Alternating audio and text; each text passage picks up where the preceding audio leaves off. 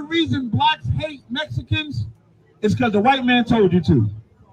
What did the Mexicans ever do to black people? Illegal or legal? What did Puerto Ricans ever do to black people? Nothing. What did Dominicans ever do to black people? Nothing. You show me the history of Mexicans enslaving and taking away the identity of black people. Show me the Native Indians doing it. And then I'll show you the history of the white man doing it to you. You know the state of Texas? The state of Texas used to belong to Mexico. And when the slavery was being abolished, the Mexican in the early 1800s, the president of Mexico would not allow slavery in Texas. That's why you have the Alamo. The Alamo is the Mexicans fighting for black people. Right. But they won't teach you that in history. They'll teach you that the Mexicans just hate black people. No, the white man hates black people. Right. Because if the white man really loved black people, when the Mexican governor said we abolishing slavery, they would have left Texas to Mexico. They only took Texas from Mexico because the Mexicans didn't want black people to be enslaved. Let that sizzle in your spirit. Read Revelation. There's one west. There's one west. There's one west. There's one west. There's one west. There's one west. But there's ICE. You know the only reason blacks hate Mexicans is because the white man told you to. What did the Mexicans ever do to black people? Illegal or legal?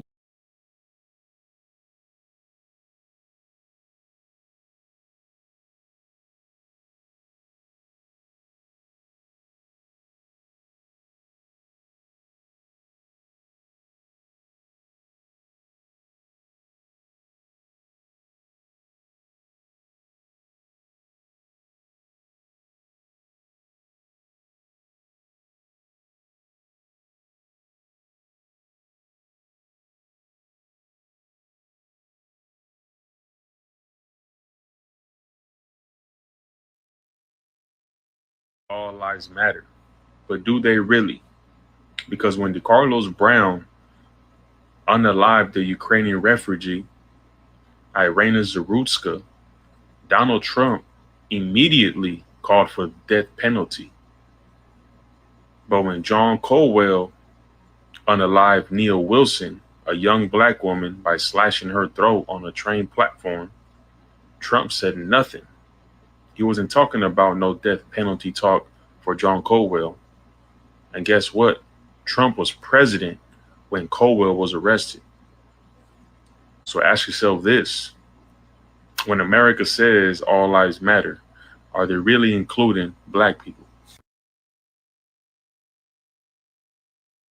They say all lives matter, but do they really?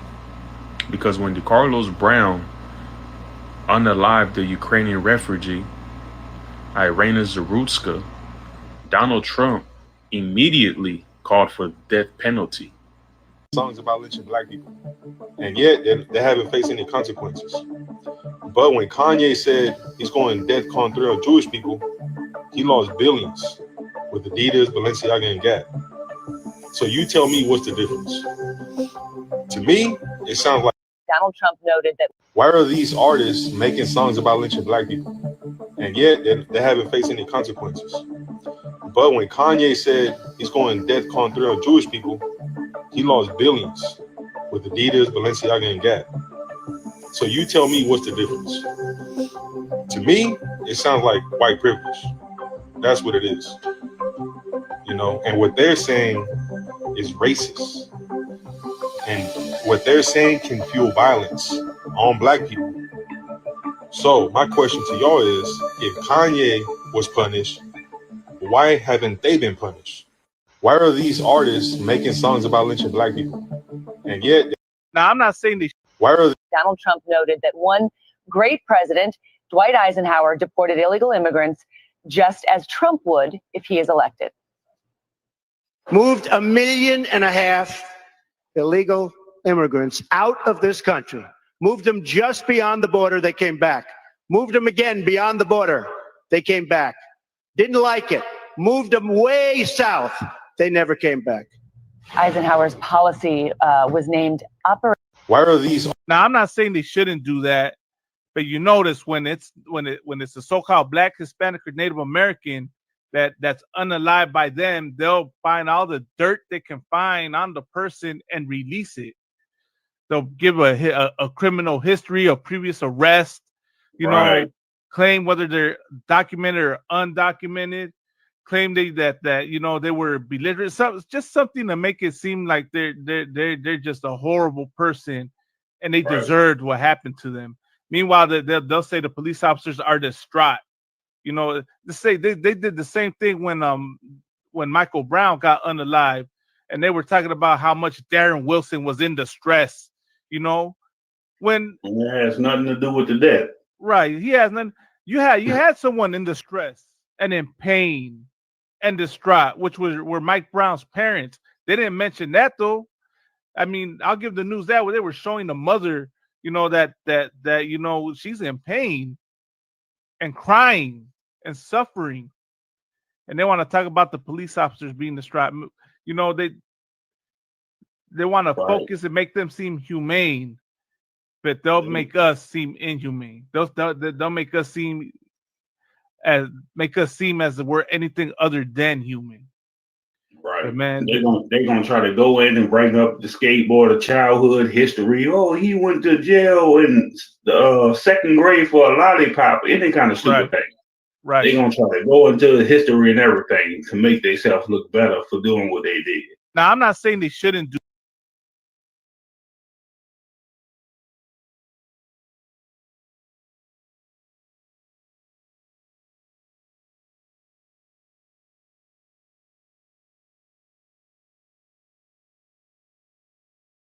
Shalom Israel, yo soy el oficial Kamar Pañashakar y somos la ISUPK, la Escuela Israelita de Conocimiento Práctico Universal bajo el comandante Granat Yajala, con un anuncio importante especialmente para todos mis latinos, mis caribeños y todos mis centroamericanos, correcto. Nosotros en los finales de septiembre vamos a estar en la República Dominicana, la tierra sagrada, correcto, y vamos a empezar en lo que viene siendo en La Romana y después vamos a estar en Santo Domingo, después en Santiago y después en Dayabón, correcto, en la frontera. Y lo que vamos a hacer va a ser un recaudador de comida, vamos a estar regalando ropa, niños, niñas, hombres, mujeres, pasando folletos, interactuando con la comunidad. Va a ser algo muy fuerte, el Señor se va a mover y vamos a dejar saber a la tribu de Simeón, que viene siendo los dominicanos, son la gente escogida de Dios, correcto. Va a pasar grandes cosas ahí. Si tienen una pregunta, mándanos un mensaje, y si gusta soportar la causa, vamos a dejar el cash y con eso, shalom. Nosotros somos escuela israelita, conocimiento práctico, sal.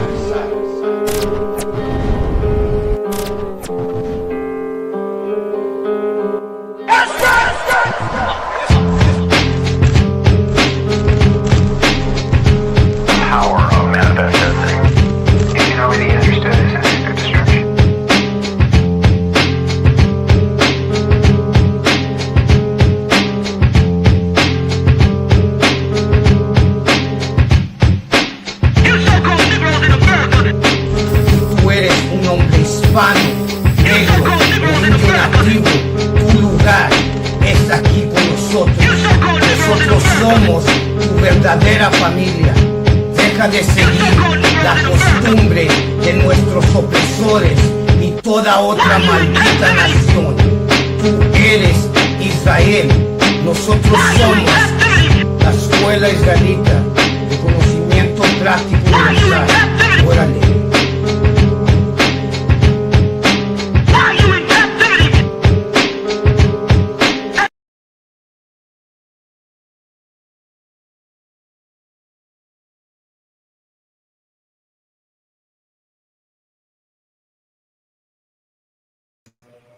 Hey, Shalom, Israel, mic check 1 2 1 2. Can y'all hear me?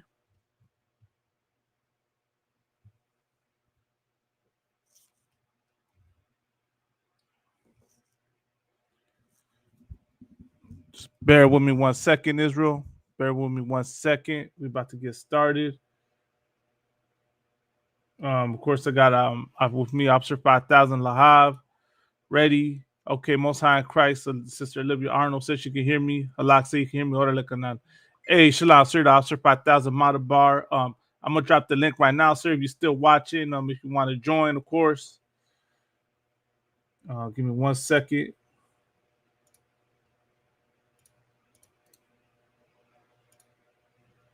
This is the link right here for the StreamYard.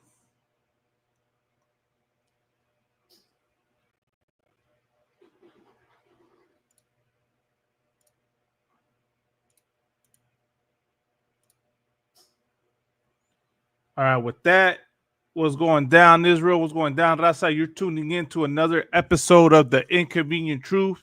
Of course, holding it down with Mighty Priest and Officer 5000, Officer Lahab.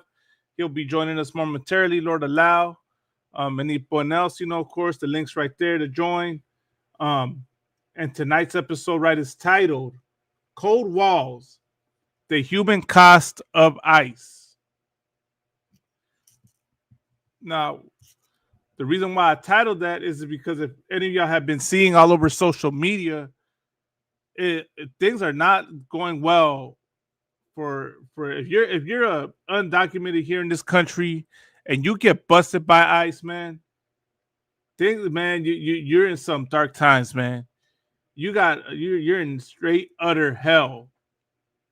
Yeah, I mean you're definitely absolutely not safe from getting hit by a sniper, from disappearing in alligator Alcatraz, to suffering health problems.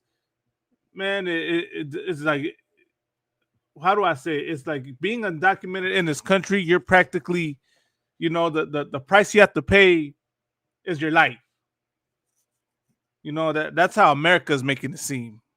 I mean, am I wrong for saying that? Am I crazy, or am I just going off of what's going on, off of things that have been happening, man? From Dallas to alligator Alcatraz to that brother that man, the 14th person to pass away in the hands of ICE. Orale, I got Officer Lahab right there with me. Hey, Shalom, sir. Hey, Shalom, What's going on, that? Shit's right here. I don't want, as I was saying, like, things are not looking.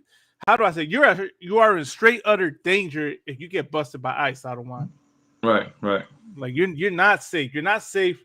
Them ICE agents do not keep you safe, man. Even if it's if you go to immigration court and you try, you have an emotional reaction because they're taking your loved one away. That ICE officer will threaten to harm you. You could be a veteran and fight and risk your life and limb for this country, and an ICE agent will not care. He will still harm you. You understand? So that's just something to take. It's what is the human cost of ICE, man? Are undocumented people not human beings? Are undocumented people, do they not have the right to due process? Why is it that this country has to treat our people the way they treat them? But so sir. Man, I know we got a couple stories, right? We got that I got some few lined up. You want to get the one where that one cat pushed the sister? That's the one that's going viral right now. Concert. We go right through. There.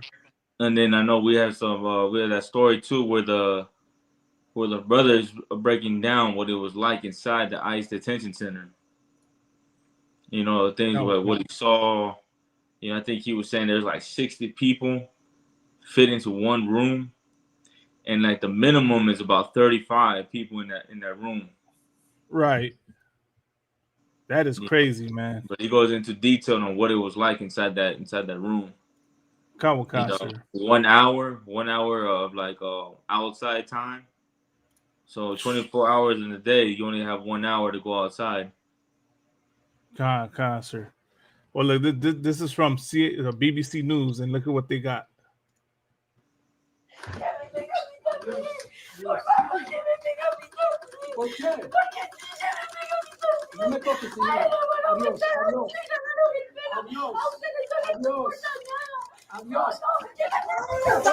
Good night.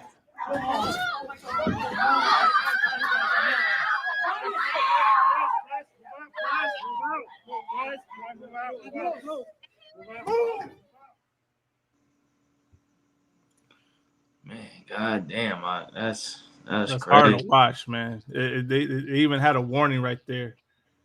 But it's like, can you imagine? You're seeing your husband get taken away. How about if you're seeing your dad get taken away, and then you see that ICE agent push your mother? Right. You know, and for what? Why? Because you're mad because she's trying to keep her husband, like she's upset that you're taking her husband away. So your answer is to shove her to the ground.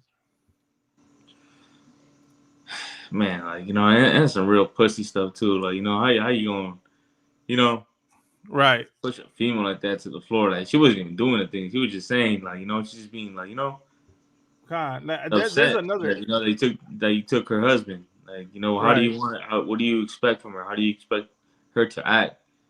Right, sir. You know what I mean? Go ahead. What are you gonna say? I have another angle right here too. I don't want. There's more to it right here. Like, it shows a full detail. But did you want me to read this real quick? Go ahead. You got it. Khan.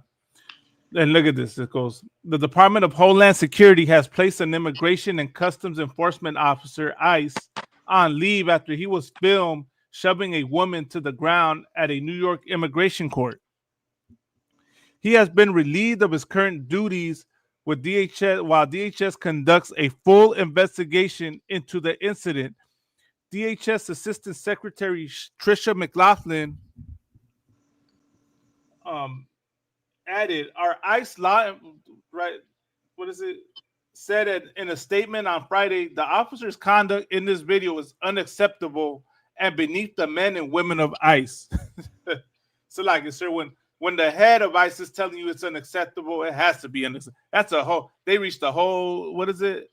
A new time low on that one. But that's not the only video of them doing that. There's there's hundreds of other videos of them, doing that. And imagine what they do off of camera. Right. Imagine what they actually do inside the ICE facility, how they treat people in there. Right. So I'm pretty sure they're just saying that because this video went viral and people are really upset about what they saw. Right. This cat is probably just some hothead and felt like he needed to push this female down. Right. It reads, the officer's conduct is unacceptable in this video is unacceptable and beneath the men and women of ICE, McLaughlin added. Our ICE law enforcement are held to the highest professional standards. Good night, man. I just seen another video where one of these cats dropped their gun. He dropped the gun and dropped his head. He starts pointing the gun.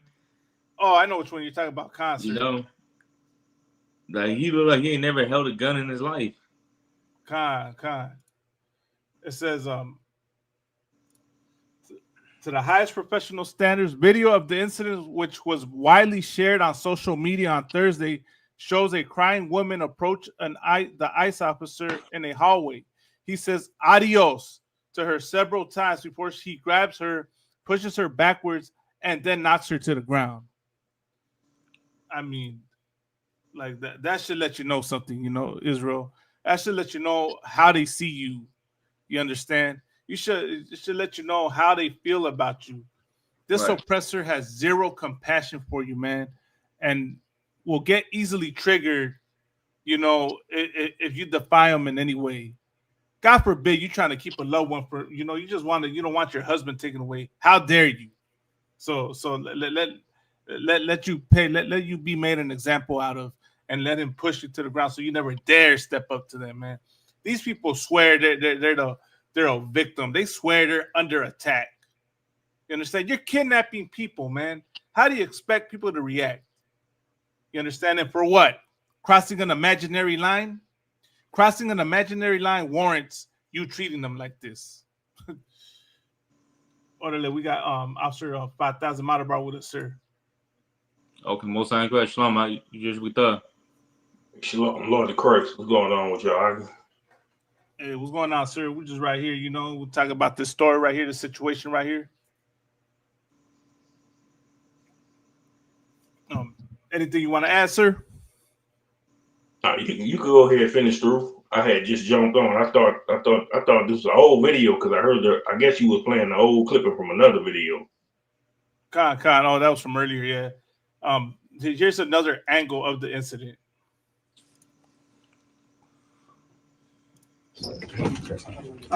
Sorry, I'm not doing it. Señor, suelte a la niña, por favor. Caballero, suelte a la niña, va a ser detenido. Señora, no vamos a hacer eso, no vamos a pelear. Nos vamos todos. No, así no hay que trabajar esto. No, perdón, pero... Hágame el favor. Excuse me. Suelte, suelte. No. You have to push him? No, caballero, no haga eso. Jesus Christ. Ya, por favor. No estoy haciendo nada. Just grab her, pull her away. Pull her away. Suelte, suelte, señora. Suelta a la niña. Suelta a la niña. Suelta a la niña. Suelta a la niña. Suelta a la niña.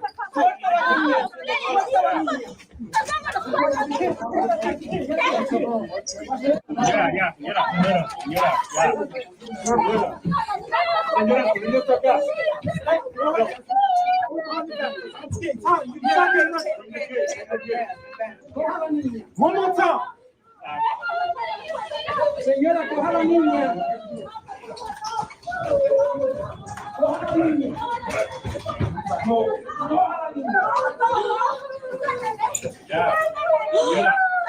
Señora,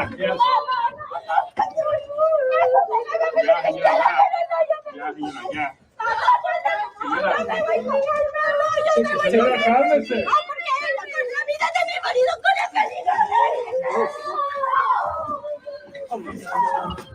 We have to stay back. no puedo grabar adentro. You guys cannot go inside. Okay, we're just gonna have to wait.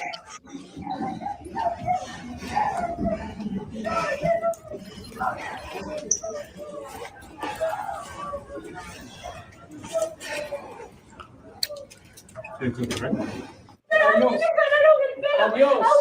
Adiós. Adiós.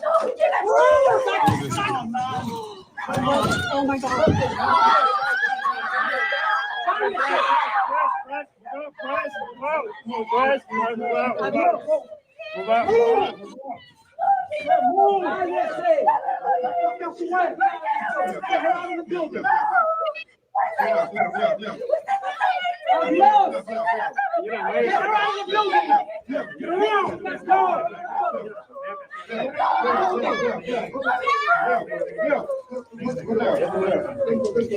Look, wait. I'm gonna be real with you. You got one more fucking time. Stop getting in the way. One more time, you won't get arrested. You too. I wasn't in anyone's way. I wasn't in anyone's way. God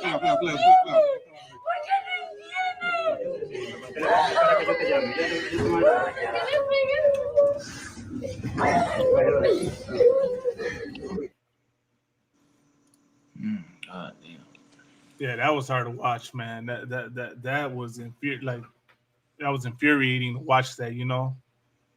And then, go ahead, sir. No, I can tell you that, you know, what I was reading about that brother when he said that he was inside the ICE facility, he was saying that they asked him what race of people were the ICE agents. Like, what was the majority of them? Like, you know, what was the race? He asked them, were they black, were they white, and were they Hispanic? And he said that damn near all of them were Hispanic. You know, right. And that's why this cat right here, he's talking to her in Spanish. Right. You heard him tell him adios. Like, and he said, cállate. Yeah. Shut up. You know, I mean, he's a piece of garbage, man. You know, straight up. And you know, he like I said, he probably still gonna have his job. He's just gonna move somewhere else. Put him behind the desk for a little bit, you know.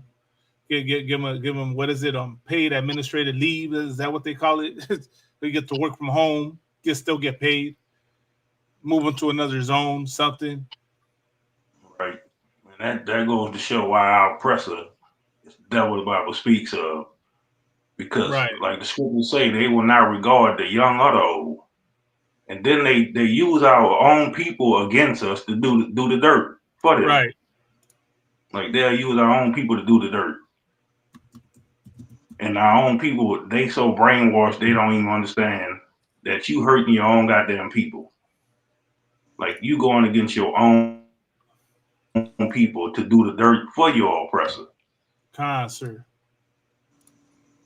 Salakia, I'm gonna pull a precept just to to back up what Officer Matabar is bringing up. Right, is Deuteronomy 28:50.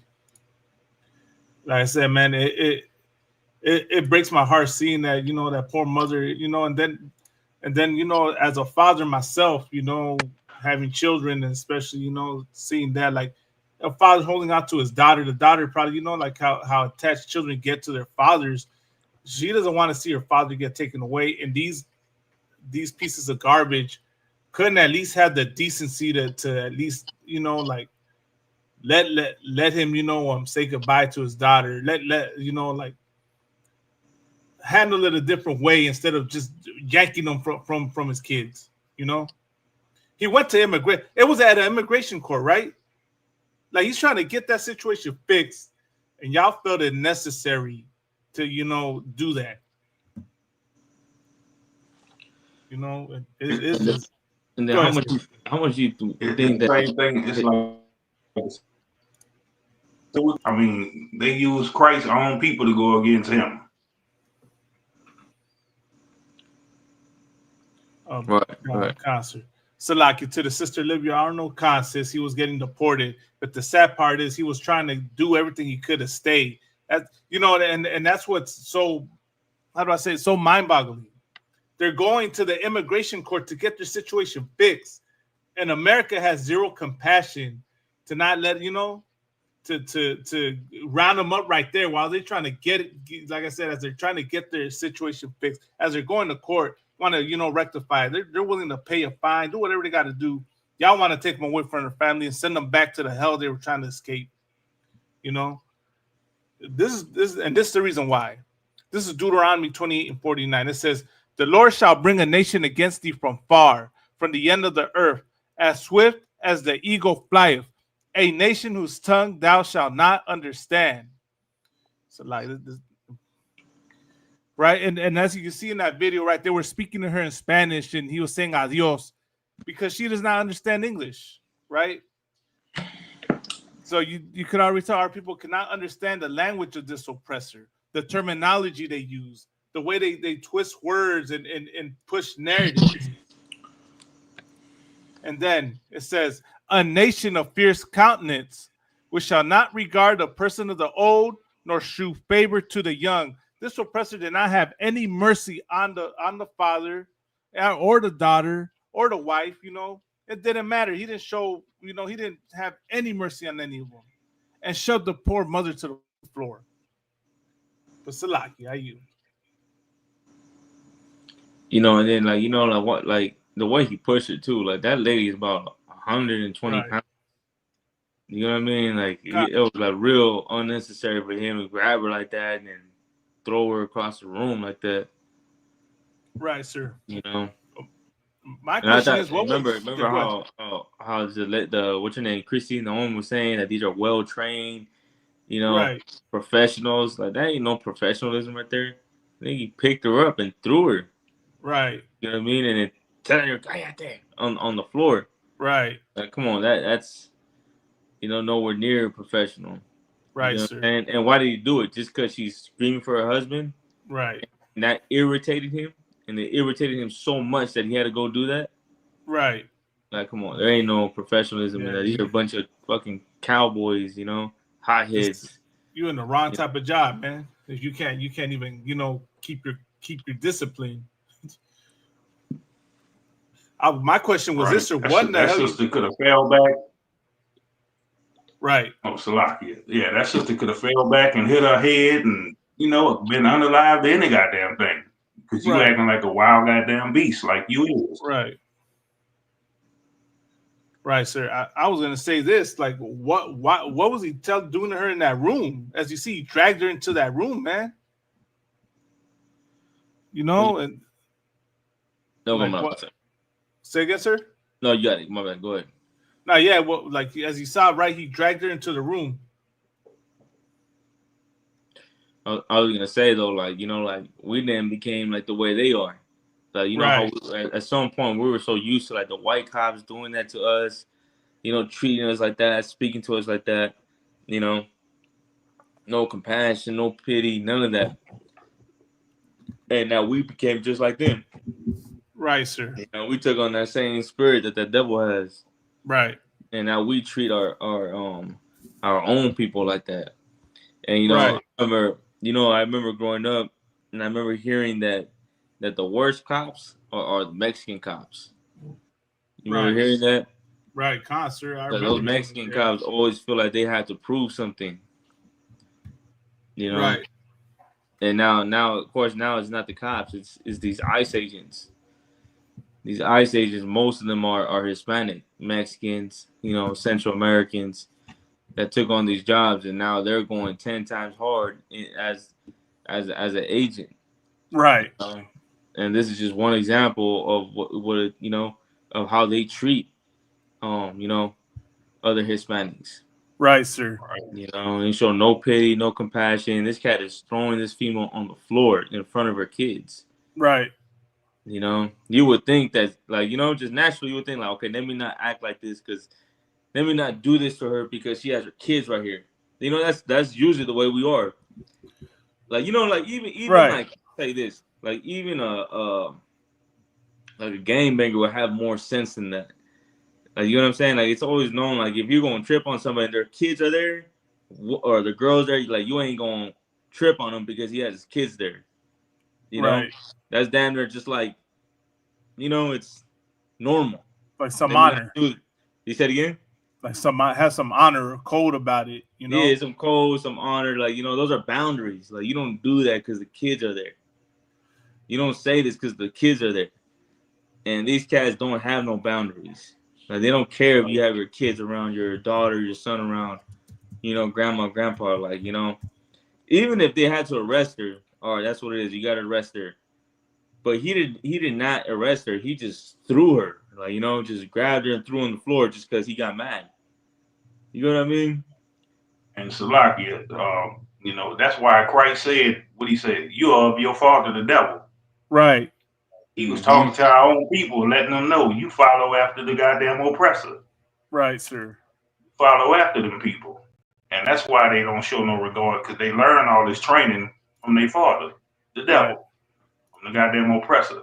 So they learn how to be aggressive, extra aggressive towards our people. They learn how to be more aggressive. That's what they taught. You got it. Concert. I got another precept.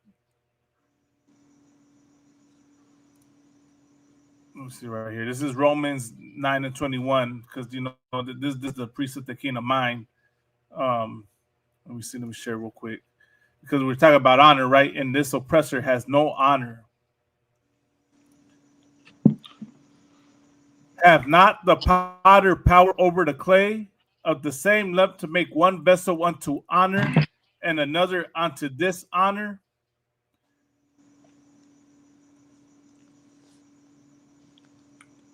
Right, that's Esau right there.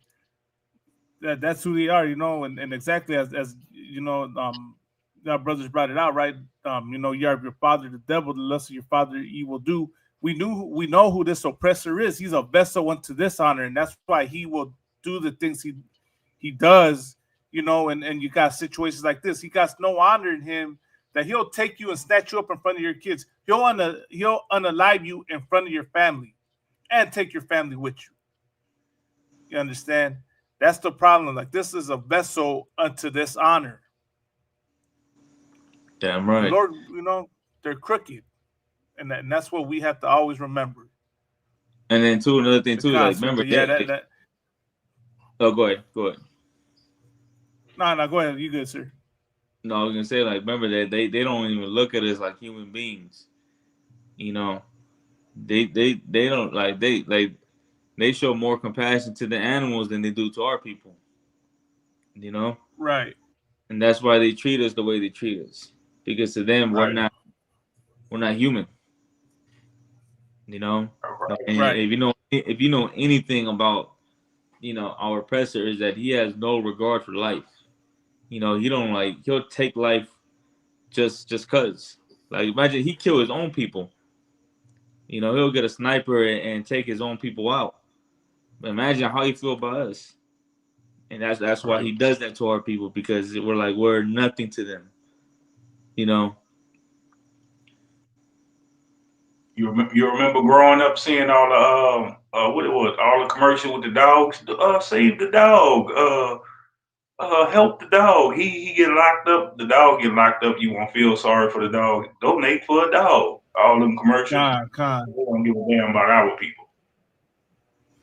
But they own people unalive them. The same ones that talk about they'll be unalive first by a so-called Negro, Hispanic, Native American. We'll get unalive by them first, and then you get unalive by your own goddamn people. Like everybody in the uproar. Mm-hmm. I remember it was I remember growing up, it was the monkeys. They had to you know, stop testing on the monkeys. It was something like, but it was the monkeys, the dolphins. But it's like how the point is that how they'll go out their way to try to save the animals, the dolphins and the monkeys and the bears and all that, the zebras. Right. Show more compassion to those animals than they will to us. Right, sir. You know. And the crazy part is they the ones that unalive all the shit and then want you to turn around and feel sorry. Y'all the ones unalive all the shit. Now they extinct. Then you talking about this animal going, you unalive the goddamn animal.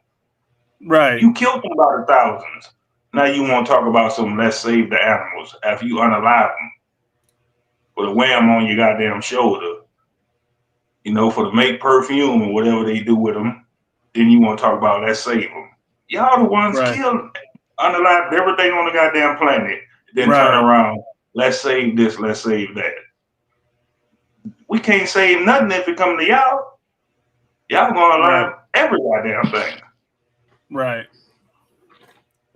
The Salak, I'm gonna move to the next story, which ties in right, and that's the brother that got rounded up right in the ICE raid. So his brother was in the military, right? Kawakan. I'm sure he's not the only one. But remember the story with the Latino sister with the white man unalived her? No, tried to hide it and everything.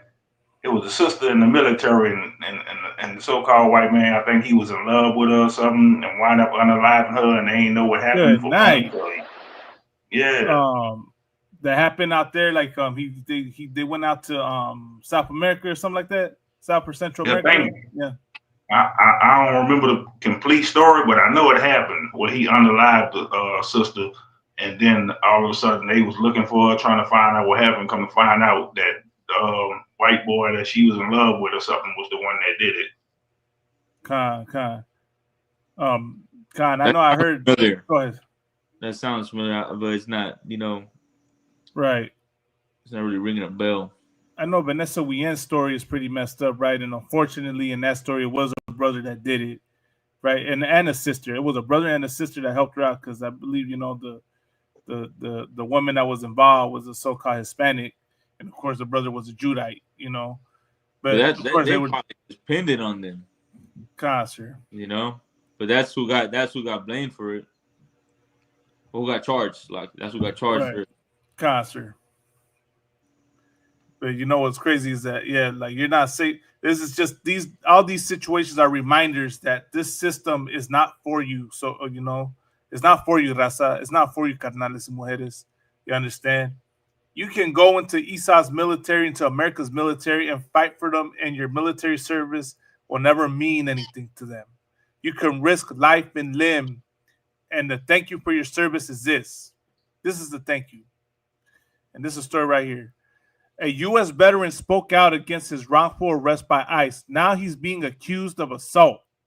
So they didn't like him bringing out the story, and now they're falsely accusing him of, they're accusing him of assault.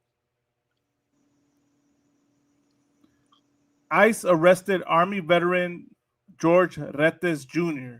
during a massive July raid at Glass House Farms in Camarillo, where he worked. He was jailed 3 days without charges. After Retes wrote an op-ed about his arrest, federal officers accused him of assault, an allegation he strongly denies. George Retes Jr. grew up in Southern California, and when he turned 18, he decided to serve in the U.S. Army. He said because he wanted to be part of something bigger than himself. Well, carnal, you're definitely a part of something bigger than yourself now. After a tour of duty in Iraq, Retes moved back to Ventura County this year to find a job and spend more time with his wife and 2 young children. In February, he began working as a contracted security guard for Glass House Farms at its cannabis greenhouses in Camarillo. Then, on July 10th, everything changed as ICE raided Glass House, one of its largest immigration raids ever. While he was trying to get to work, federal officers surrounded Retes and pushed him to the ground. He could hardly breathe, he said, as officers knelt on his back and neck. He was arrested, jailed for 3 days, and was not allowed to make a phone call or see an attorney, according to the Institute for Justice, a public interest law firm that is representing him. President Trump's Department of Homeland Security never charged Retes with a crime, but after he wrote an op-ed about his experience this month, DHS started issuing new accusations against him, saying he was arrested for assault during the raid, which the 25-year-old veteran has denied. Retes said he never resisted and now is being targeted for retaliation because he spoke out about an arrest he sees as unlawful. My whole point in sharing my story, I'm trying to warn as many people as possible, he said in an interview this week. It doesn't matter if you're politically left, right, if you voted for Trump, hate him, love him, it doesn't matter. This affects all of us. On July 10th, Retes was headed to work around 2 p.m. and the narrow road leading to the farm was log-jammed, he said. He weaved his compact white Hyundai forward, past parked cars and protesters determined to make it to his shift. And I mean, if you need a proof that we're Issachar, I mean, there's the proof, man. This brother went through all that just so he could get to his shift and work his job. I don't want. Right. Well, they try to beat him. They try to beat him into submission. He joined that army, listened to the word smooth as butter, and when he found out the truth, they try to beat him into submission. So he found out, like, hold up, they doing all this lying. You know what I'm saying? Right. And now they want to turn around and lie on me. Right. It says he stopped short when he came up upon a line of federal officers who blocked his path to the farm. Retes, 25, wearing shorts and a hoodie, got out of his car and tried to tell the federal agents that he worked at the farm. Agents ignored him, he said, and instead told him to get out of the way. So he got back in his car and he tried to back up. Agents began lobbing tear gas canisters toward the crowd to disperse them. Retes began hacking and coughing as the gas seeped into his car, and federal officers began pounding on his car door. He said they gave him instructions to move that were contradictory. The agent smashed his car window, pepper sprayed him, pulled him out of the car, and arrested him, he said. He was handcuffed, and after his 3 days in jail, he was released without any explanations. In September 16th, opinion piece for the San Francisco Chronicle titled, "I am a U.S. citizen who was wrongly arrested and held by ICE. Here's why you could be next." Retes detailed his ordeal. He has begun to take legal action to sue the U.S. government under the Federal Tort Claims Act.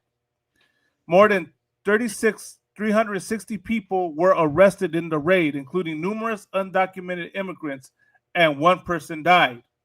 I believe that brother's name was Jaime. I served my country. I wore the uniform. I stood watch, and I believed in the values we say make us different. And yet here on our own soil, I was wrongfully detained, he wrote, stripped of my rights, treated like I didn't belong, and locked away.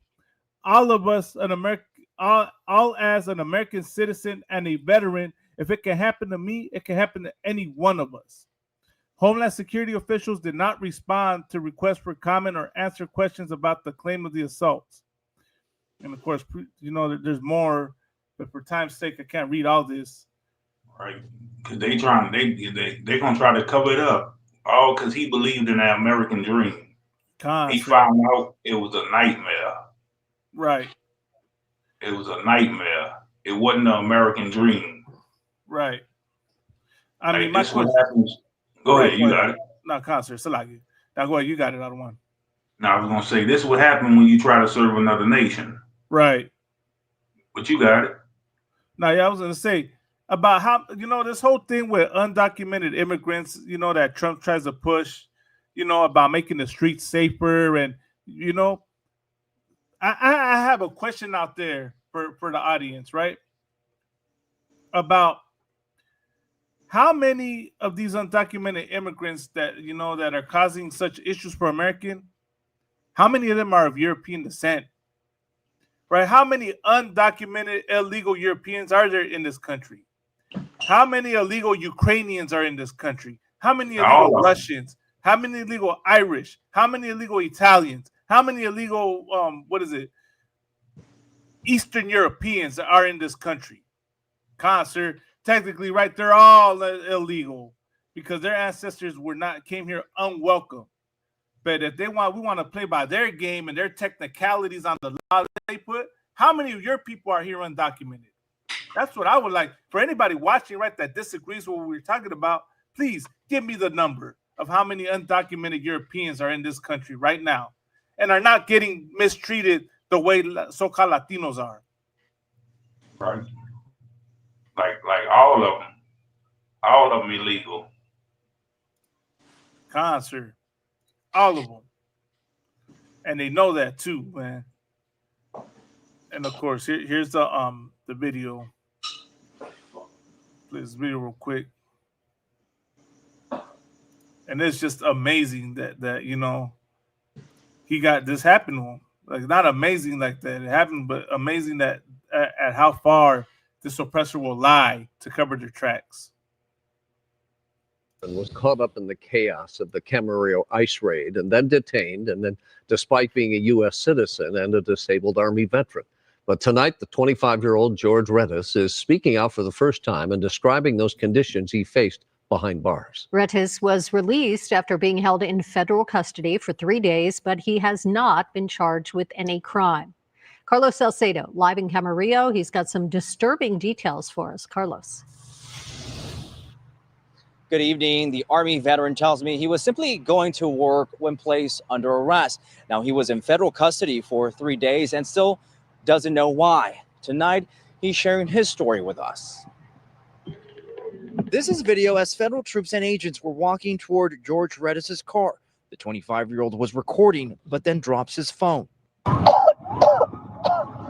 You can hear him coughing from the pepper spray that had been dispersed. I'm trying to leave.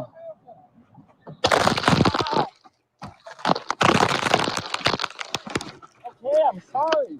As I was trying to leave, they escalated the situation by approaching me and banging on my window and trying to take me out. Redis, a U.S. citizen and disabled Army veteran, was going to work at Glass House Farms in Camarillo as a security guard last Thursday when he was arrested during an immigration sweep that turned chaotic. Video on social media shows him being taken into custody. His window was shattered by agents. Redis says he complied with their orders, but was still wrongfully detained. It wasn't right how they treated anyone that day, whether they were a citizen, whether they were an immigrant, whether the color of their skin. Do you think you were part of this roundup because of the color of your skin?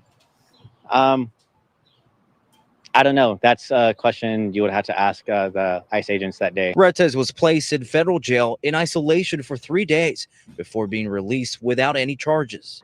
They didn't give us anything. They didn't give us a phone call. They didn't give me an attorney. The Department of Homeland Security put out the following statement saying the U.S. Attorney's Office is reviewing his case along with dozens of others for potential federal charges related to the execution of the federal search warrant in Camarillo.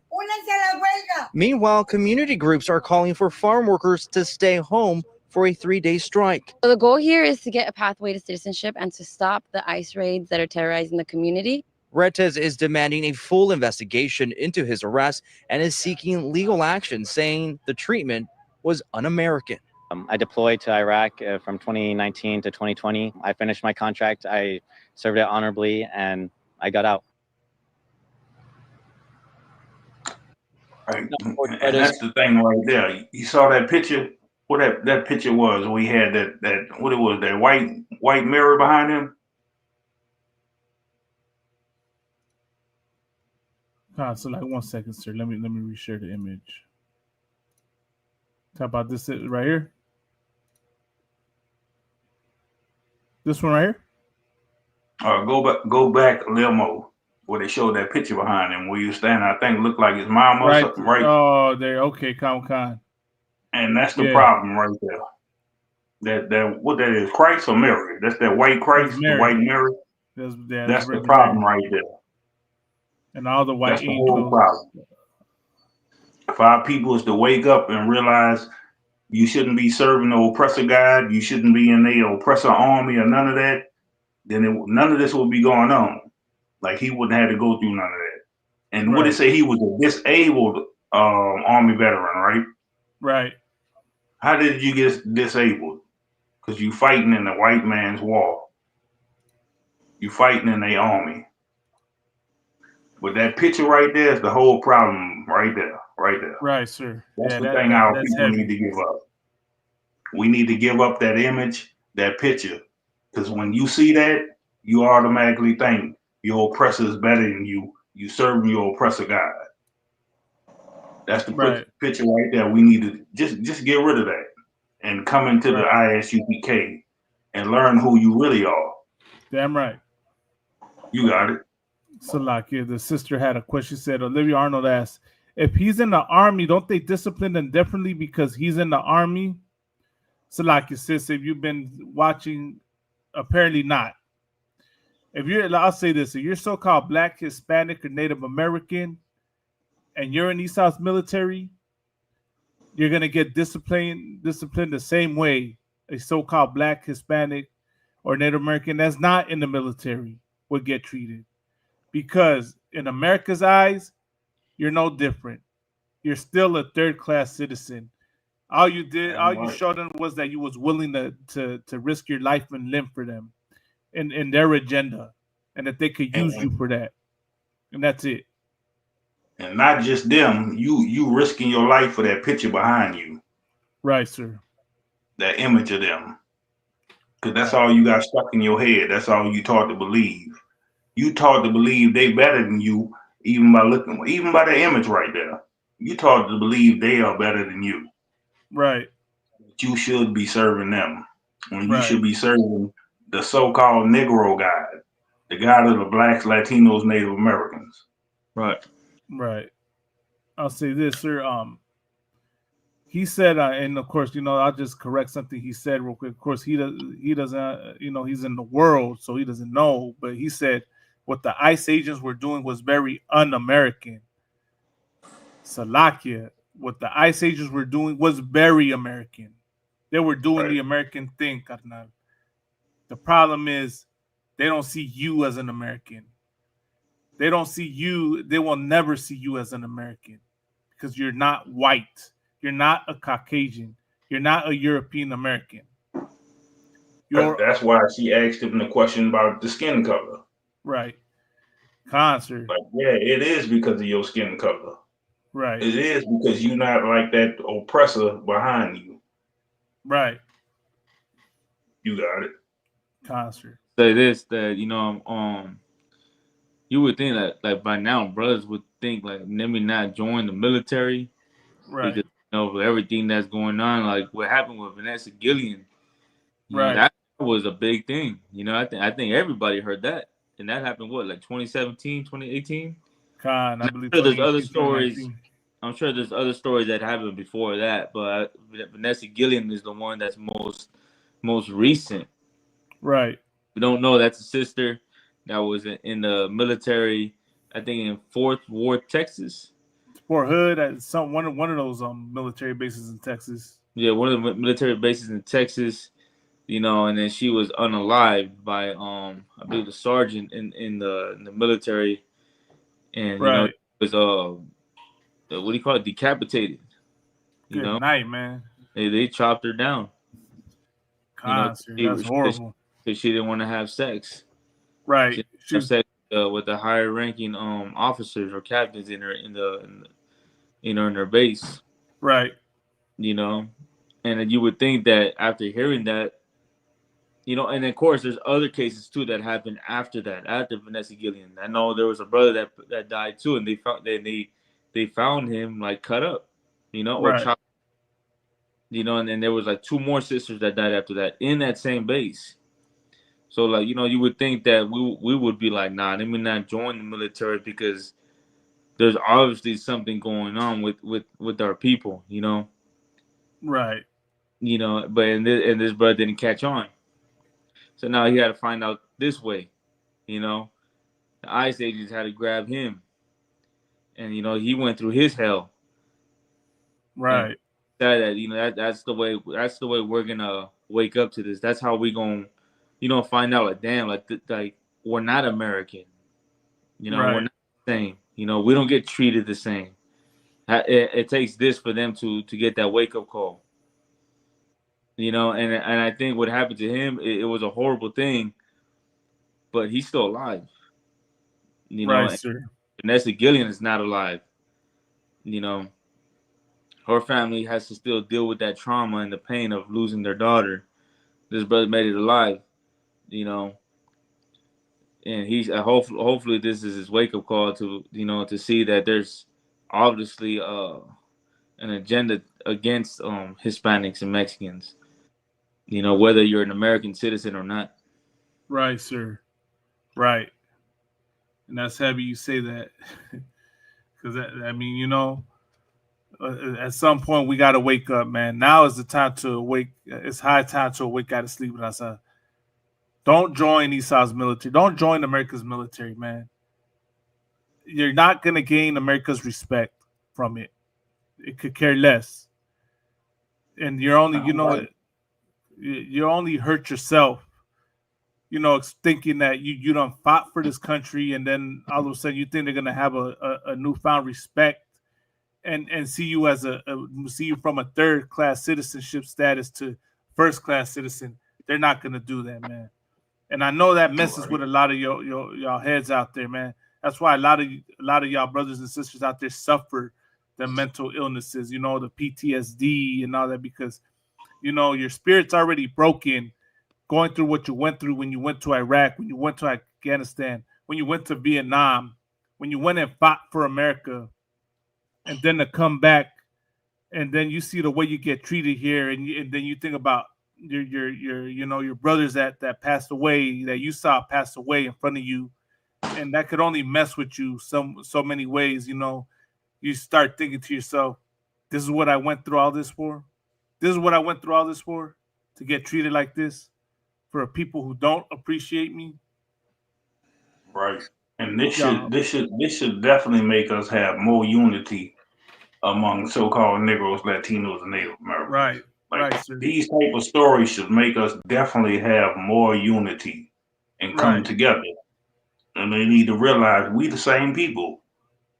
We brothers and sisters. We are the same. We go through the same goddamn curses. We all get treated the same. And it's all behind you following the oppressor. Right. You following that image that's right behind him right there on the screen. Right. You follow that image, your oppressor. He the one that's destroying all of us. Sir. Oh, Salaki, sir. I know for time's sake, should I segue into the next story, sir? Yeah, come on. This one, the next one is man dies in ICE custody. How recent is that one? Because I know there's probably been like 18 that we know of. Sir, there's a good number, man. This one I think was 14, but here's the article. If I may, Salaki, I just want to say one thing. Go ahead, sir. This should show Negroes is with our Latinos brothers and sisters. Ain't no difference between us. Damn right, I be on this goddamn radio show, what, damn near every other week? Sir. We are the same people. These Damn my right. brothers right here. Hey, We man, have you died are for brother, sir. one another. Damn right, sir. You know, if you come into the ISUPK, you can learn this truth. You will Damn not right. be stupid of knowledge, and you can learn the truth that we are the same people. We shouldn't be going against each other. We got a real goddamn oppressor that's above us, trying to Right. unalive all of us, treat us the same goddamn way. You got it. Sir. Now, as have you say that, sir, I'm gonna say this, right? For all of y'all out there in the world, right? Y'all think black and brown unity can't exist. And I heard a lot of y'all say that, like, oh, there can never be black and brown unity. Oh, it can never happen. It doesn't exist right now because there's too much anti-blackness in the Latino community. Oh, we there's too much anti-Latino sentiment in the black community. Oh, the black community is trying to erase indigenous people. Indigenous people are anti-black. Well, let me tell y'all something, man. All that doesn't exist here in the ISUPK, man. In here in the ISUPK gets addressed, and we solve all that. In here is true so-called Black, Hispanic, and Native American unity. It does exist. Y'all just don't want to look towards us. You don't want to look towards the Israelites. Y'all think we're on something negative. Y'all think that this is something so horrible and so evil when everything that y'all want to achieve out there exists in here. It's achieved.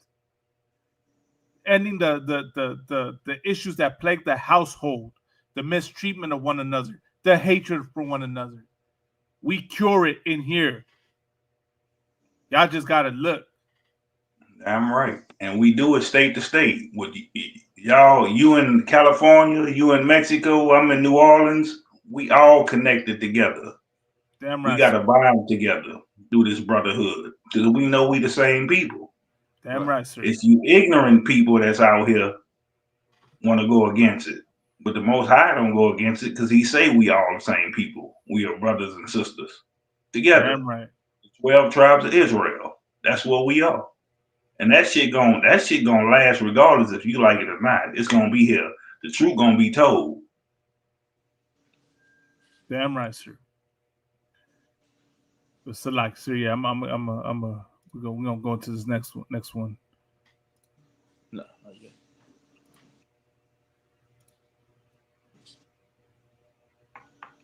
Oh yeah, that's that. And real quick, Malak, real quick, and let me add this too. Like another thing too is that we gotta not be so quick to fall for the rage bait that you see on the internet. Right. To be a Judite or Israelite, it goes both ways. Right. Brother get on the camera and he'll talk a bunch of smack about Mexican or Mexican boxers. Let's say that talks about Mexican. Black people got the best boxers, and then the minute some brother do that, there's like 40,000 comments. Right.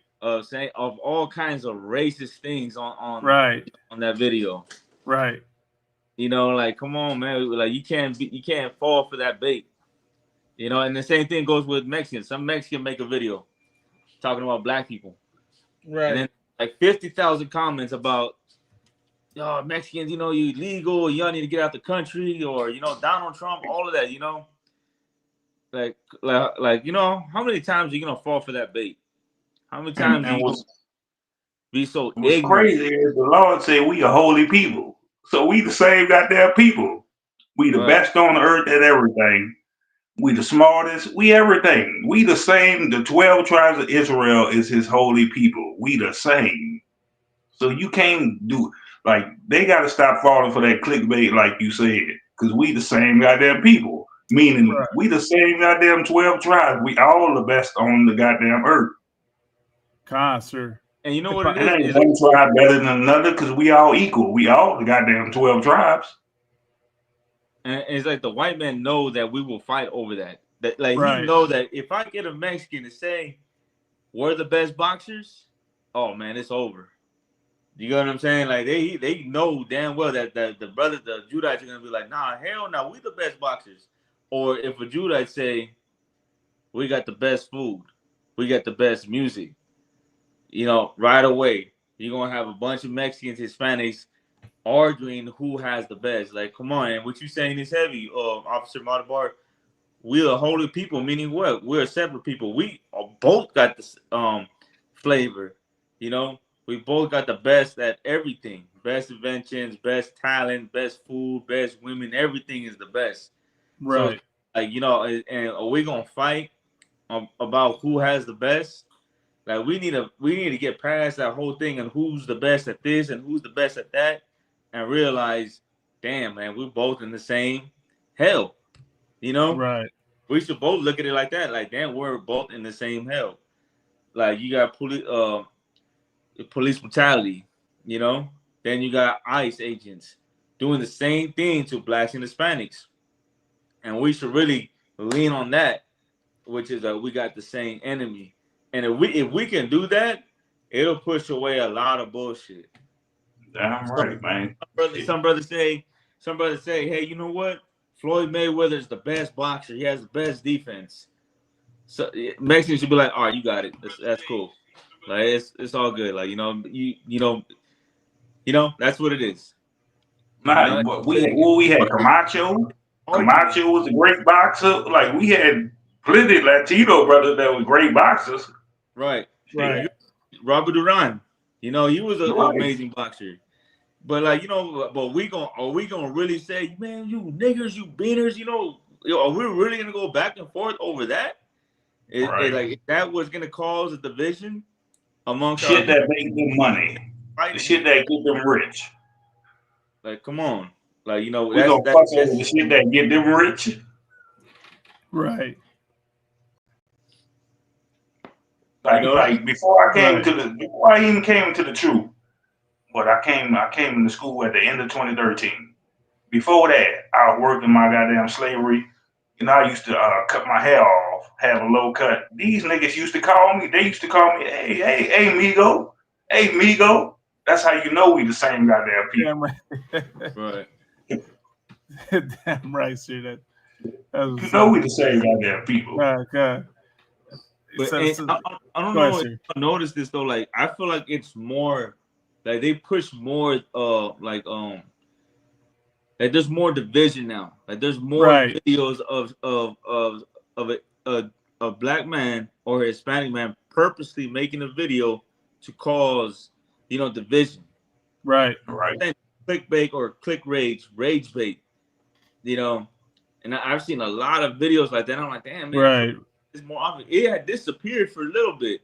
For a little bit, it disappeared. I know you saw it here and there, but I feel like now it's more often. Right. You know, and the most recent thing was that Canelo and Crawford fight. Right. You know, and I said, like, why can't it just be entertainment? You know? Right. But, like, of course, Christ being very proud, you know, they take it to another level. We're calling him a nigger. You know, that's the shit. Like, bro, you really got to take it there? Right. And vice versa. You know, vice versa is, you know, Judah saying the same thing about Christ. It doesn't have to go there. You know, it could just be entertainment. And all that's because Christianity. Right. They believe in that goddamn so-called white Christ, and they want to love the oppressor. Right. When they gotta, like I say, they gotta wake up and realize we brothers, man. We are part of the 12 tribes of Israel. We the same. We come from the same father, Jacob. But when they come to a Christian mind, they don't understand that shit. Like, they ain't gonna understand that. One thing I would respect about Crawford, he's not like, what do you call it? Like, he was real respectful. You know, you could see that cat was just like real respectful. He wasn't on no cocky shit. Like, he talked a little bit of shit, but it wasn't nothing crazy. And you can show that he had respect for the brother. And I think we should have just leaned on that, which is these brothers are respecting each other. You know, they ain't going loud, talking all kinds of shit to each other. You know, it was mutual respect. And that's the way we need to be with each other. You know, have some respect. And we shouldn't let sports and entertainment, you know, cause division amongst our people. Because and another thing it is, if I may, it'd be a lot of that gang shit. Mm-hmm. A lot of that gang culture shit, try to separate our people up. You got these making videos about this, these making. Nah, man, these my brothers and sisters, man. Y'all so caught up in colors, y'all don't understand the real color that we the same people. Understand that shit. Understand the Most High made us a holy people above all nations. That's what they need to understand. Damn right. Stop making all them stupid ass videos want to go against each other. That's just showing you follow your goddamn oppressor. Because you ain't making videos about your oppressor. Right. But you won't make videos about each other. Like, It's that's a lie, ignorant. If I could, right, I was going to say this, and Commander General Hanna brought this out too. You got to ask yourself who's pushing these videos, who's pushing these comments, right? One thing I noticed, right, that I'm seeing a lot of these comments, these movements, these videos, these influencers, whoever they are, just appear out of nowhere, out of the blue, pushing this division. Mm-hmm. And Commander General Hanna, I remember hearing them say that the CIA, the government has a whole operation on with the social media. We're pushing, like all these things online. So I wouldn't put it past that, all of a sudden it's some influence, some random influencer out of nowhere, trying to call out the black community for this against Mexicans. Well, chances are he's probably a federal agent that was, purposely put there to push that. And same thing vice versa. You got so many movements out there. You'll see a black influencer talking, calling out the Mexican community, saying that the Mexican community is racist, that they're really white, that they're this and that. That's probably a Fed that's purposely pushing that to get people online fighting, each other, to get so-called Mexicans and black people fighting each other. That random user, that bot, what you call, you ever notice the people that are saying these things, you look at their profiles, there's no pictures. It's all blank. It's on private. How do you know that's not a Fed or some kind of government agent with their psyops, pushing that to stir that up? And I guarantee you one thing. If any of y'all hit me up tomorrow and we go live on the camera, my whole neighborhood is Latinos. Whether they Honduran or Mexican, the whole street I live on is Latinos and Negroes. And there ain't never been no problem between us. If any of y'all hit me up tomorrow, I'll show you all the neighbors is Latinos or Honduran. Damn. The whole goddamn neighborhood. And we ain't never had no goddamn problems. They didn't help us out. We didn't help through the hurricanes and everything. We didn't help each other out. So I don't want to hear that garbage about, it's a hatred thing between us. Nah, we know we brothers and sisters. Right. We know the goddamn oppressor ain't gonna support us and help us. So we gotta help each other. Damn right. It's crazy. Like, I'll just add this real quick, right? Because they like to touch the gang politics. Nobody ever mentions, because they'll talk about what's on social media. On social media, I've seen black gangs and Latino gangs hanging out with one another online. Like, they put their hood blogs out there. You'll have a Latino gang and a black gang kicking it with each other, saying they're cool, and this is supposed to be the West Coast where the black versus brown beef was like the biggest thing. In the midst of all that, you got black gangs and Latino gangs getting along with each other, having an alliance shit, squashing the beef. There was a notorious, beef that was on the news, right, with the gang, Florencia 13, and the East Coast Crips. And they squashed the beef, Then you had people online saying, oh, it's temporary. Oh, it's not going to last. Oh, like just pushing the and that I wouldn't put it past that the people that are saying that, once again, it's probably more than likely the CIA. More than likely, some kind of federal agency doing that to we push. Still never heard a problem with them. You talking about the Florida 13 or something, and the East Coast Crips? Yeah, Florencia 13 and the East Coast Crips, which is they still never had a problem come up for nothing. Right, which is broadcasted all over the news, right? The black, like the epitome of the black versus brown beef, But concert, just the whole everything that's pushed online, right? Just from what I learned from hearing Commander General Hanna is that more than likely that's the CIA pushing that.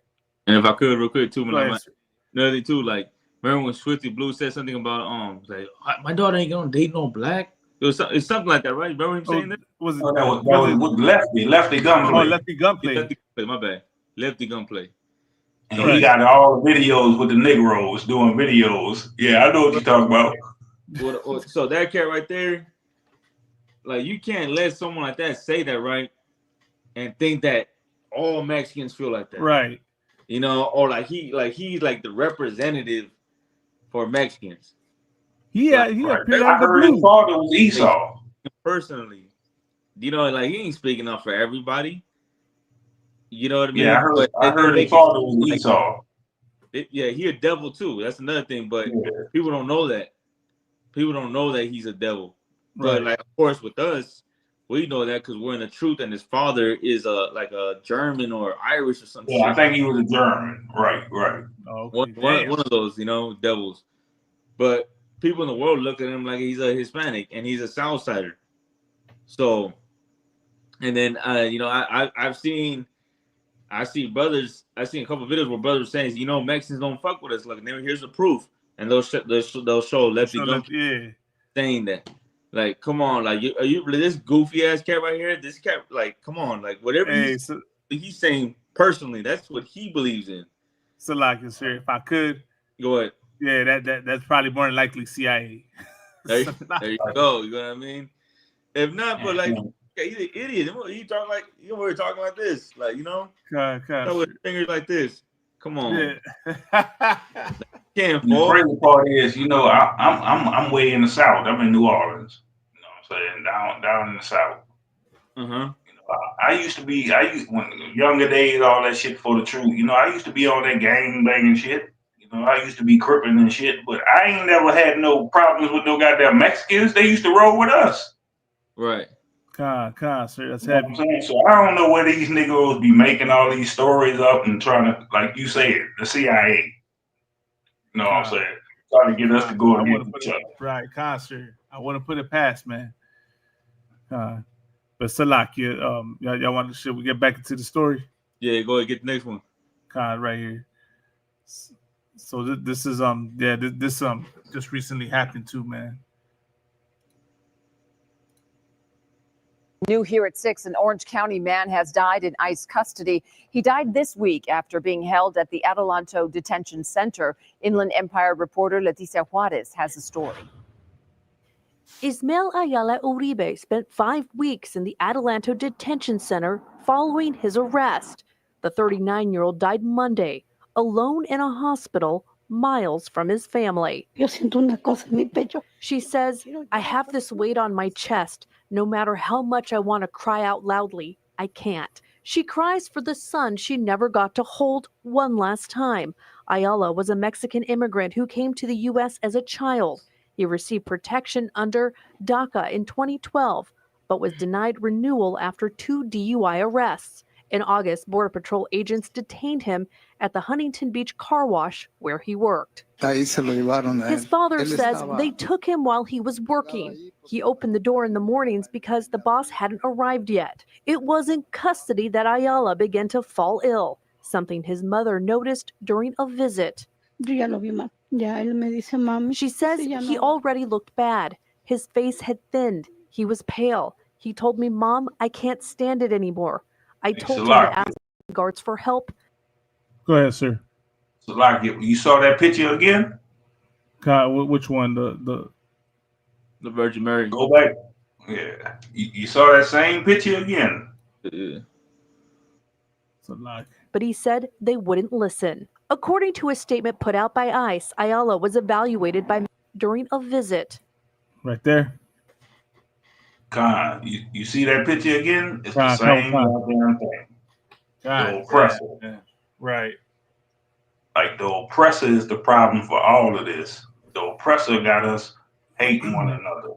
The oppressor got you serving them. It's that always the same picture. Who they got? They goddamn white Mary up. Right. Like, how people got to understand that's your issue and that's your problem. You put another race above you and your race. And you don't think the Most High gonna punish you for it? Right. We gotta realize and wake up and come to this truth in the ISUPK under Commander Junior Hanna, and come back to these scriptures in the Bible and learn who we are. Learn that we are brothers and sisters. Right. Right. You got it. Concert. I'm gonna finish playing. Yo ya lo vi, ma. Ya él me dice, mami. She says Sí, ya he no. already looked bad. His face had thinned. He was pale. He told me, Mom, I can't stand it anymore. I told him to ask the guards for help, but he said they wouldn't listen. According to a statement put out by ICE, Ayala was evaluated by medical staff on September 18th after complaining of pain. He was given medication and returned to his cell. But 2 days later, his condition worsened. He was taken to Victor Valley Global Medical Center for surgery on an abscess. She says they never told us he'd been taken to the hospital or even which hospital until they told us he had died. Ayala died Monday after falling unconscious in the hospital. I'm heartbroken. I feel like my hands were tied behind my back, like I could do nothing to save my son. His family now gathers to pray the rosary, grieving their son's memory. Damn. Ayala is the 14th migrant to die in ICE custody this year, according to its website. Esperamos que se haga justicia. His father says, we await justice No es because justo. this was not justified. ICE officials say that all detainees receive medical, dental, and mental health care during the intake process, and they insist that no one is denied emergency treatment. Ayala's death is under investigation. Reporting in Atlanta, Leticia Juarez, ABC 7 Eyewitness News. And there go them words again, smooth as butter. Right, sir. That's It's exactly smooth what as came to butter. mind. Right. Like Wars in their heart. You gotta realize, man, your oppressor don't give a damn about you. Right. And while you serving a God, they definitely ain't gonna give a damn about you because they gonna feel justified in what they doing. Right.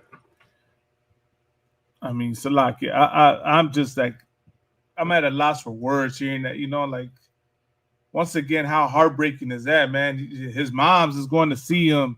She sees that he's not right, like something's not right with him. He's saying he can't stand it in there. More than likely happened to that brother is, of course, us being in the world, we succumb to this oppressor and in the hell that we live in, and it wreaks a toll on our bodies. Now to add that the stress that you're under in that situation, and it wreaked even a bigger havoc on his body. And of course, you got the combination with ICE, who really doesn't give a damn about your condition. They don't care about your condition. They say they do. They say that they got them evaluated. I'm sure it was like they didn't even fully evaluate them. I wouldn't be surprised if that's what when the investigation goes and they're gonna find out that they were negligent of him, because his life doesn't matter in their eyes. Go ahead, sir. If I may, what's crazy is all these stories deal with them working. Like Right. they ain't doing nothing. They ain't doing no criminal activities. They all caught on their jobs working. Con. You got it. What I was gonna add, right, is this brother, man, he did the horrible crime of getting a DUI. I As think if he go ahead, sir. about 80% of the people that are being arrested by ICE are not criminals. Right. 80%, right. Something like that. Criminal. 8%, Something like, I but think it might be 90. Majority of 90%. Majority of the people that are being arrested are not criminals. Well, if I could, sir, one thing that I can't help but notice is that you're getting them for past crimes after they did their time, after they paid the fines, after they took care of it. This brother looked like he wasn't, a habitual offender. He went to work, and you got him there. He had 2 DUIs, right? Did he get it straightened out?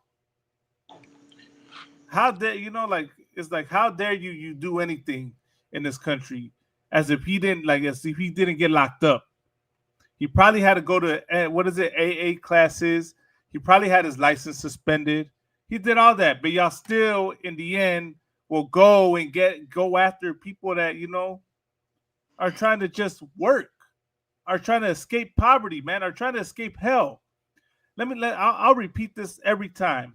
People do not come to America because we got, this is the greatest place in the world and we got freedom. People come over here to escape poverty, the same poverty that America has caused. That's why they come over here. That's why we come over here, because y'all destroyed our home country. Y'all destabilized it. Y'all imposed crooked governments. You did that, America. You did that. You're the reason people have to come over here. It ain't because of freedom. Ain't nobody want to leave their loved ones and everything they know behind for freedom. It's to escape poverty. That's what it is. You impoverish the world. And our people have to suffer for it every day in those centers, man. Salakia, how you?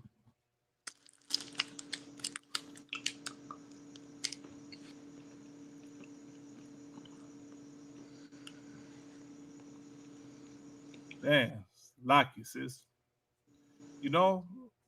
But that just shows you're not safe. You're not safe. You're looking for a nation that cannot save you, man. I don't even know what to tell people. I don't want someone to ask me, do I go to my immigration court or not? Because it's like, damn, you gonna you gonna get rounded up there trying to straighten out your situation. You gotta come to the UPK. Come to the ISUPK. That's your best bet right there. That's first you gotta do. Con.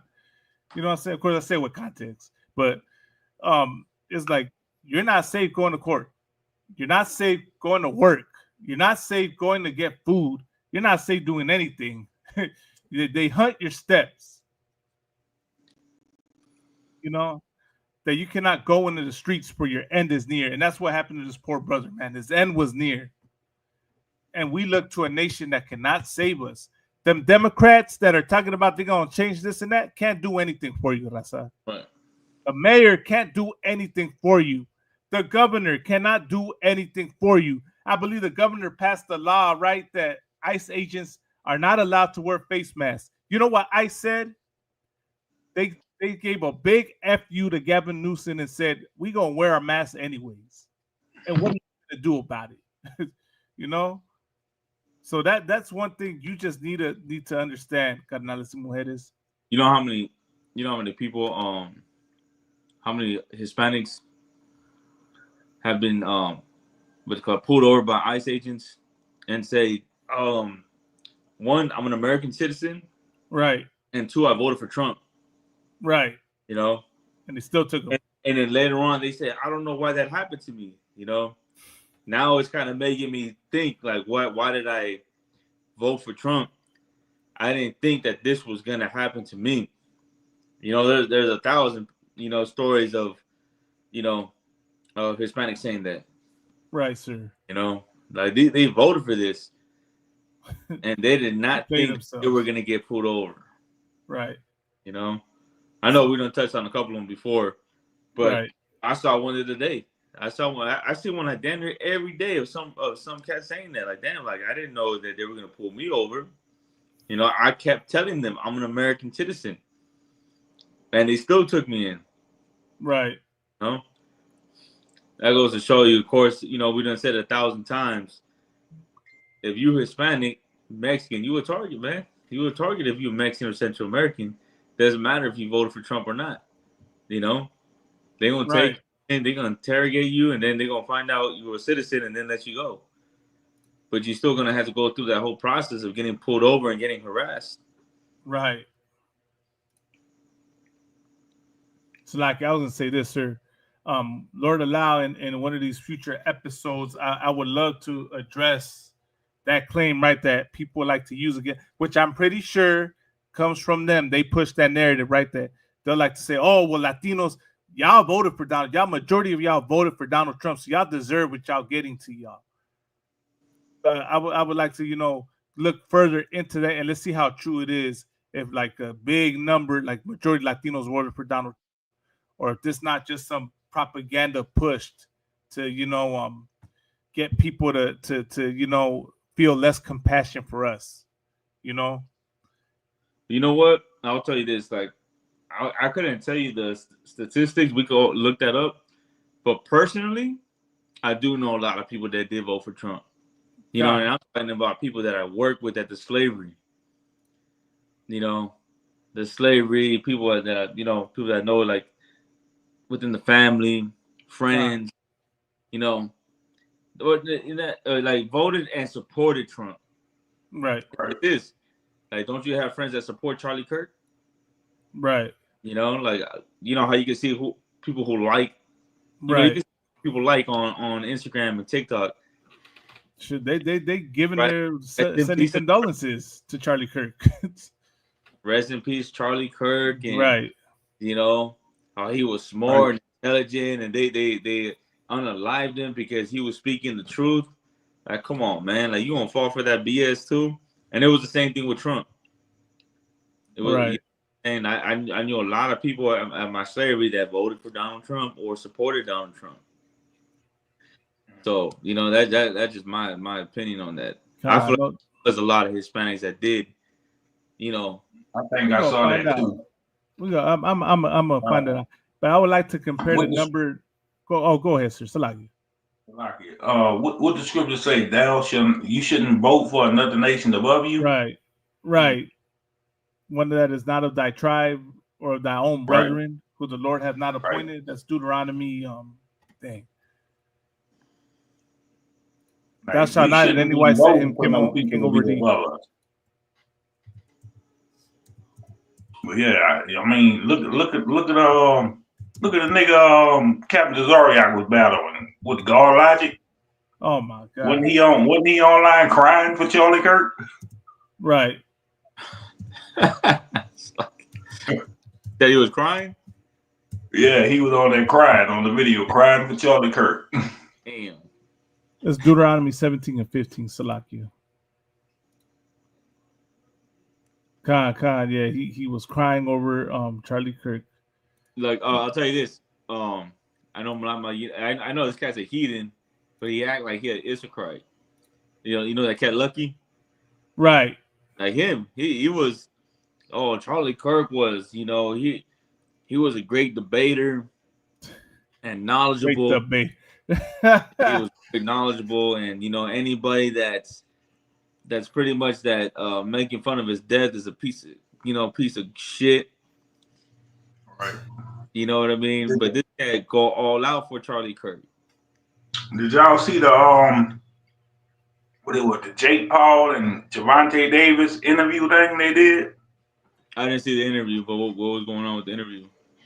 Jake Paul's like, rest in peace, Charlie Kirk. Whatever he said, like, come on, man. They show sorrow for their own goddamn people, but they don't give a damn what happened to us. Salakia. This is Deuteronomy 17 and 15. It says, thou shalt in any wise set him king over thee, whom the Lord thy God shall choose. So for all of y'all cheering and you know, happy about Trump winning his presidency, y'all went against the Lord. Because let me ask y'all something. Did the Lord choose Donald Trump? One from among thy brethren shalt thou set king over thee. Is Trump from among thy brethren? Is Trump your brother, Raza? For all you Latinos for Trump, you really think Trump sees you as his brother?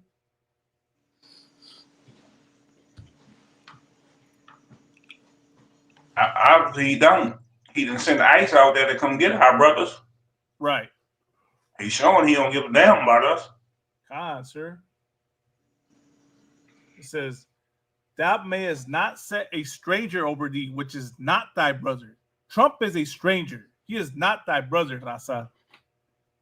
And when y'all support Donald Trump, when y'all supported Charlie Kirk, y'all went against God. That's what happened. But Salaki, sir. Salaki, I don't want to. Did you want me to go into the next one? Hey, Malama, I'm gonna come back on. All right, give me like 10, 15 minutes. I'm coming right back on. No problem. Okay, no sweat. Salaki, sir. Officer Matabar, are you right there? Khan, I'm here. Okay, Khan, sir. We're gonna go into the next one. I'm gonna talk about. Let's see. I think let's cover this one. So the next story I got right is of course when what happened in Texas with that oppressor that shot into the ICE detention center. You know, of course they pushed the narrative that he was aiming at ICE agents, and yet no ICE agent was hit. It was, they were saying that detainees got hit, but they didn't want to release the identity of the detainees immediately. They finally did, and lo and behold, these are the victims that got unalived by Joshua Jan, right? The oppressor that went and tried to apparently air quotes target ICE agents, but he ended up hitting detainees.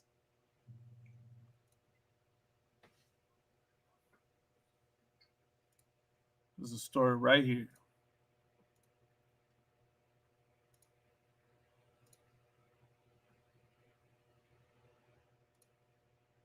Oh, come on, man. I ain't got time for these ads.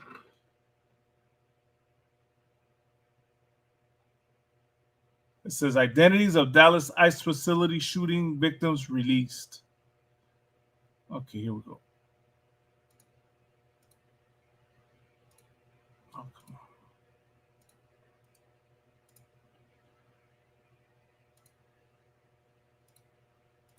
Oh, it's not letting me play the sound on this side. No sweat.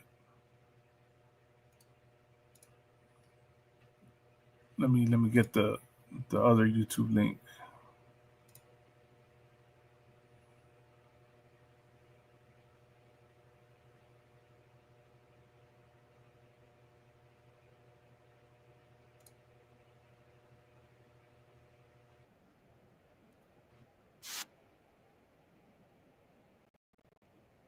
Eight times. He is in Arlington. Hey, we learned from one. So this is the brother right here. So let me say this, right? All the three detainees that got shot, that got hit by Joshua Jan, or Jan as they pronounce it, were all Latino, or are all Latino, because one passed away, right? And then the other one, this brother right here, and that they're talking about, is right now on life support in ICU. And he's fighting for his life. So, how, you can call it how you want to call it out there. To me, it's highly suspicious that this oppressor had an issue with ICE agents and yet went and unalived the detainees. What was aiming for the detainees? He was sniping them, right? He was using a sniper rifle. And here's my question. How were you not able to tell that if he was aiming at ICE agents, how did he end up hitting 3 detainees? Yeah, that don't make no sense right there. Right, it makes absolutely, sir. It makes absolutely zero sense. One victim's wife, that man was shot, her husband, shot at least 8 times. He is an Arlington resident, one of his children, autistic. His name is Miguel Garcia. His wife telling me today she had no idea ICE agents had him in their custody until her phone rang hours after that Wednesday attack at that location. Great husband, the best father. I had woken up that morning and seen the news and like, oh no, like I can't believe this happened. And then I received the call and say, hey, your husband is in the hospital. He was part of this, attack. Stephanie Gaffini's husband, 31-year-old Miguel Garcia, remains in critical condition at Parkland Hospital.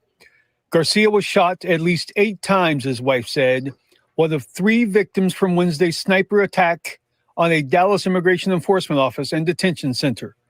The family lives in Arlington. Garcia, she says, came from Mexico at the young age of 13. He was recently arrested, then released, she says, on a DWI charge. She has seen the video of shackled detainees on that day after that shooting, released by ICE. Why are they now talking about taking safety measures? Why, I ask myself so many things. Why couldn't they have protected them better because he was under their custody? What do you say about the kind of violence that's been happening? What do you tell people about it? I really don't This the like double right seeing here. his picture around everywhere. It hurts me, and I'd rather see my husband's picture on there, you know, for everyone to see, know who he is, and as a person, not just a victim, not just someone that was shot. Well, as you could see, Stephanie Gaffney is pregnant. She is due any day now. They have 5 children in total. I can tell you in that conversation with her, they were working with legal help to keep her husband in place. We were told they are just trying right now at this point to save his life. The family has a GoFundMe account established to help pay Miguel's medical costs. What's crazy, what she say? She didn't know he was arrested for 3 days? Salakia, I might have missed that part. She didn't know he was arrested for 3 days. She didn't know he was gone for 3 days or something. Salakia, here's another one. That's crazy. So she didn't know he was arrested for 3 days? Damn. Says the husband, with a child on the way, is fighting for his life. Here's Meredith Yeomans. To me, I can say like a brother. Miguel Zapata shares the same first name with his longtime friend Miguel Garcia, who he knows as Mikey, and they also share years of memories. He took off his shirt from his back to give it to me. He's one of the person that put me a plate for me to eat. Zapata says Mikey worked hard as a painter to support his kids and wife who's pregnant. She's almost due any day. But what should be a joyful time, he says, is now a nightmare. That's the worst thing that you can think of after everything that you have worked for so hard, just so it can be taken away. NBC News reports Miguel Garcia Hernandez, a Mexican national, was one of the men shot in an ICE transport van in Dallas Wednesday morning by a sniper who opened fire on the facility. Garcia Hernandez had been arrested by Arlington police. Salakia, sir. So as you see, right, he was hit by a sniper. In a transport van. In a transport van. They're going to say that he hit him because he was a bad shot. That's what people were claiming, man. That's total BS. He was aiming for detainees. He was not aiming for ICE agents. And I wouldn't put it past that if he put anti-ICE on those bullets and made it seem like he was aiming for ICE agents, it was on purpose to throw people off. Because we know something about this oppressor. He lies. He's known for lying, right? There's no truth in him. So maybe that's why I was trying to see if the story, what she was saying, like he was missing for 3 days and she ain't know. Like something kind of sound kind of fishy. You know? Like they're obviously, we know ICE doesn't tell the truth. You understand? We know ICE lies. So what, they want to, what was so sad is that when this event happened, right on, I believe it was Wednesday or Thursday, their press conferences was all about the ICE agents being targeted and the danger they're in. Meanwhile, you literally have detainees that got harmed. So what about the danger they're in? Right. Ain't no ICE agent got hit, but only detainees. Right. That don't make no sense. It makes no sense, sir. 0 cents. And of course, these oppressors want to make it about themselves and ignore the pain. See the human cost of ICE, right? Because they don't have zero compassion. They have no compassion for the people that they arrest.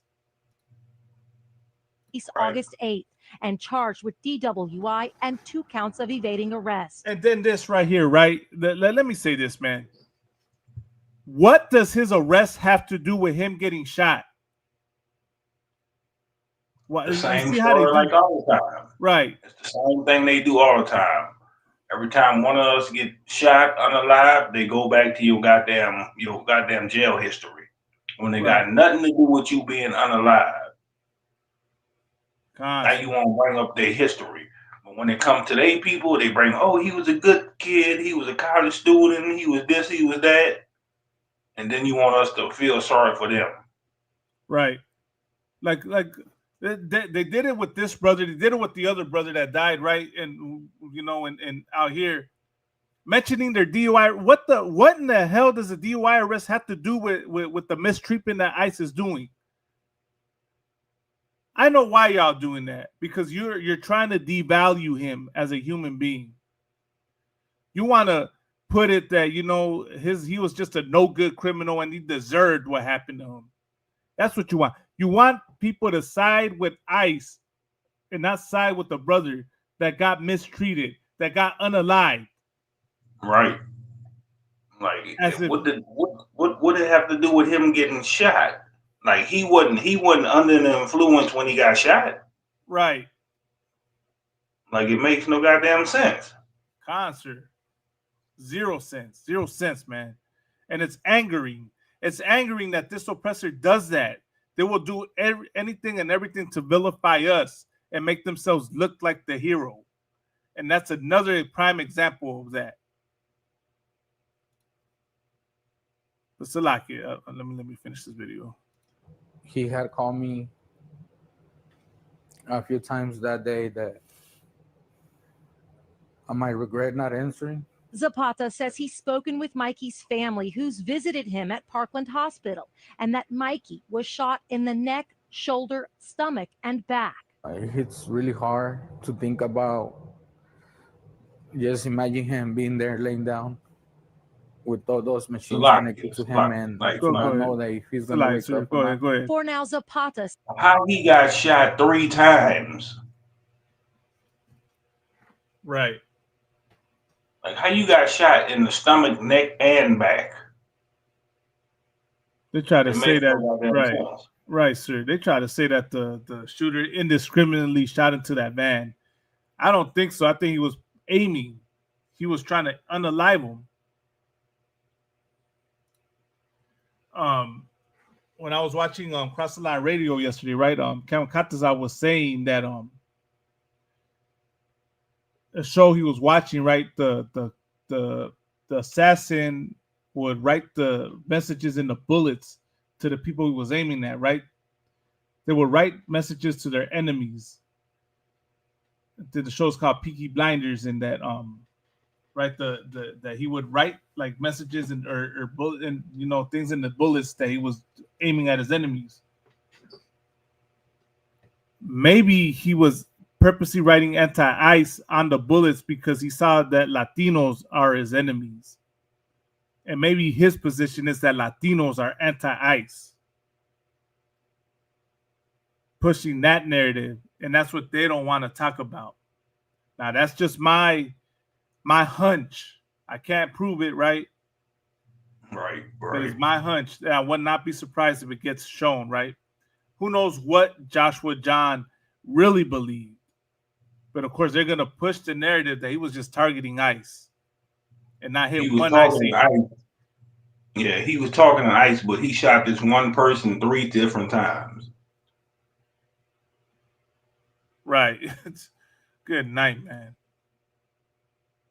Says he's praying his friend of more than a decade does. He's a great guy. I really, really hope he can make it out of this one because his kids are waiting for him at home. In Arlington, Meredith Yeomans, NBC5. NBC News reports the other 2 victims are Jose Bordonez Molina of Venezuela and Norlan Guzman Fuentes, whose country of origin was not released. One survived and one was killed, but DHS did not specify which. Texas Sky Ranger flew over the Dallas ICE office today as the investigation continues. Some people showed up for appointments there today, but the building is closed. We have not received confirmation that it will reopen on Monday, but when it does, Homeland Security says there will be increased security. We will continue to follow developments and share the very latest updates on NBCDFW.com. And it's still titled ICE shooting coverage. Right, like they're portraying ICE as the victim and not the detainees hit, man. Which is really, really how do I say, disgusting. Really disgusting that they would turn this around and make it about themselves. Right. Ain't nobody in ICE got hit on Latinos.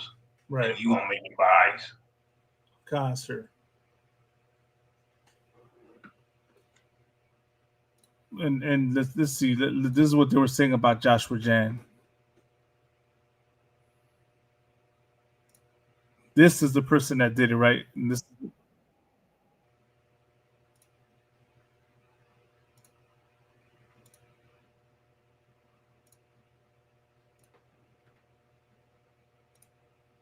Now 5:03. Now to the latest in that deadly shooting at an immigration and customs enforcement facility in Dallas. At least one person, a detained migrant, was killed. 2 more injured after authorities say a sniper shot at the facility yesterday morning.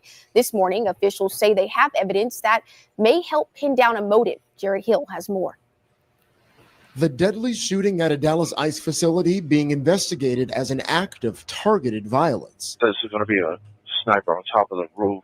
Department of Homeland Security. See, so they already knew to call it targeted violence, but yet then they try to say he was aiming at ICE. Obviously, he was not aiming at ICE. He was aiming at the detainees. That was his target.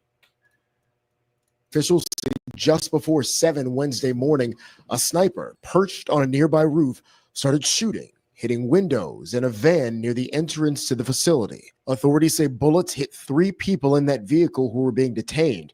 One of them killed, the other 2 critically injured. There was no way he could have known detainees were in that vehicle. He was just indiscriminately shooting, hoping to cause some carnage and mayhem. Acting ICE Director Todd Lyons says the suspected gunman, who he identified. So you heard that? Yeah, I heard that bullshit.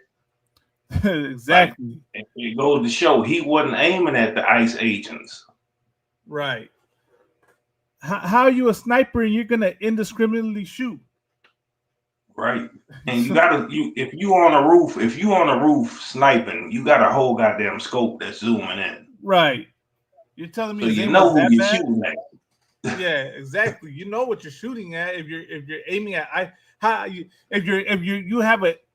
if ICE agents are your enemy, how are you not going to be able to get, like you're going to miss and hit a detainee? If there was no back of the van. Right. In the back of the van. Not the driver, not the passenger, but you're gonna aim and hit the ones in the back of the van. Right. You're telling me he couldn't identify the detainees and tell the difference between the detainees and the ICE agents? Right. I'm pretty sure the detainees ain't had no goddamn mask on like ICE wear. Right. As 29-year-old Joshua John died of a self-inflicted gunshot wound. Court records show John previously pleaded guilty to a marijuana charge in 2016. Now law enforcement are combing through properties tied to the suspect both in Texas and Oklahoma. Early evidence that we've seen from rounds that were found near the suspected shooter contain messages that are anti-ICE in nature. On social media, President Trump blamed radical leftists and called for an end to rhetoric against ICE. We have been focused on making sure that our ICE officers have the ability. Yes, sir. Did they ever show those messages? The so-called messages they talking about was on that. Did they show the messages? They haven't showed it yet. So they just made up some shit. God. And look this oppressor. This devil right here, Kristi Noem. But let's see what she says. To operate safely. In fact, they've seen 1,000% increase in violent attacks against them. DHS Secretary Kristi Noem says the federal government has stepped up security at ICE facilities around the country. She said 1,000% increase, and yet none of them were hit. God, they weren't. That's what I was just about to say. She said 1,000% increase. Right. You're obviously lying through your teeth. Like, who was running around shooting at ICE agents? God, sir. It was this cat was a white supremacist, more than likely. That's what, and that's what they're trying to hide. They try to blame him being on the left. They want him to be the left so bad, but yet leftists are targeting Latinos. They're targeting detainees. The side that's known for that is the radical right. And no, I'm not with the left. I'm not with the left or the right wing. You understand? That's both the same wings of the same bird. But I can tell that this obviously right, is not what you're saying. This is obviously y'all covering something up.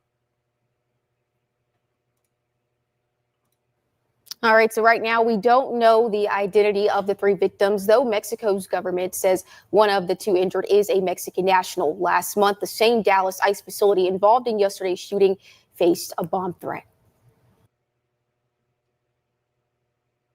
Reporters are Tom Homan is with me in focus today, standing by. First, let's go to Brooke Taylor reporting from Dallas. Brooke.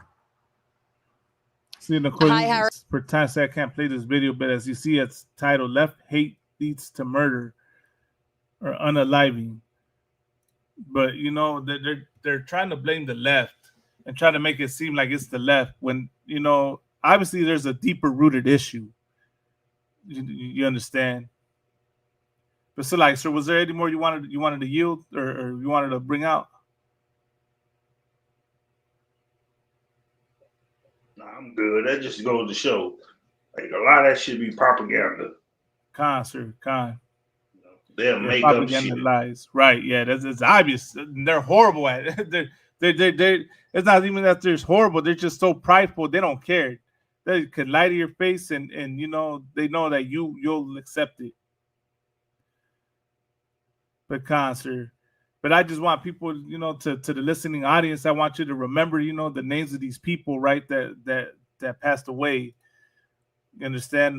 Let me get these names real quick before we end the show. We're about at the top of the hour.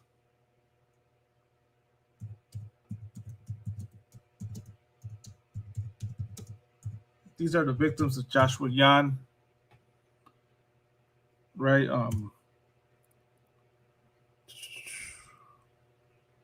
Let me get back to that article.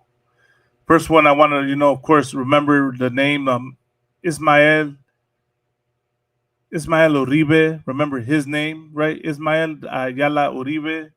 The other brother's name, I think, was Miguel something. Let me get his name right. You know, respect to the family.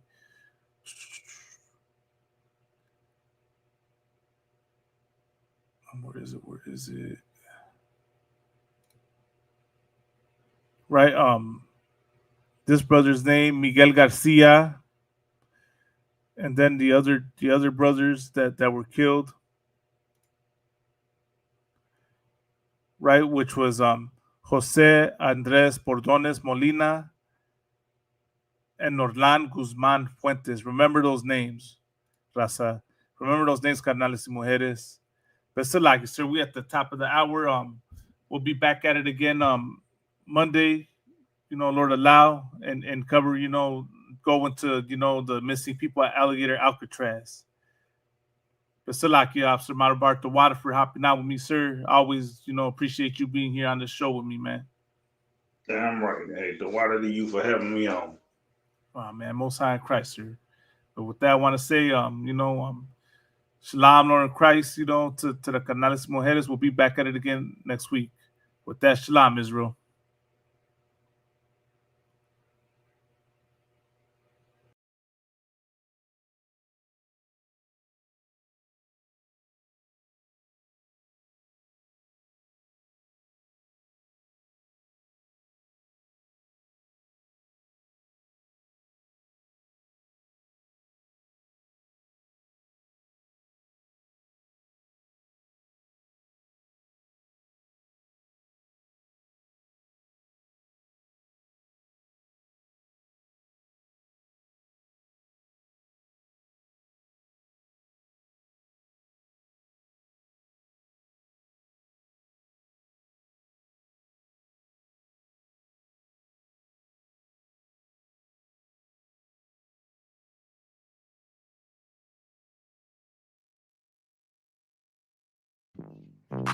Hey, Shalom, Israel, Lord Christ. Man, it's about that time again. The ICPK West Coast Cookout, man, October 4th. But remember, we got a whole week lined up for you. Thursday, we got General Hyman's Scripture Breakdown class. Friday, we got Commander Johanna's lecture.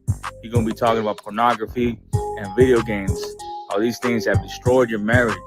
But he's going to show you how to fix it and get it right. Saturday, we got the Cookout in the Inland Empire, the IE. Sunday, we got the High Holiday, the Feast of Tabernacles, man. make sure you show up. All blacks, Hispanics, and Native American Indians are invited. You ain't black, you ain't brown, man, you can't show up. Shalom.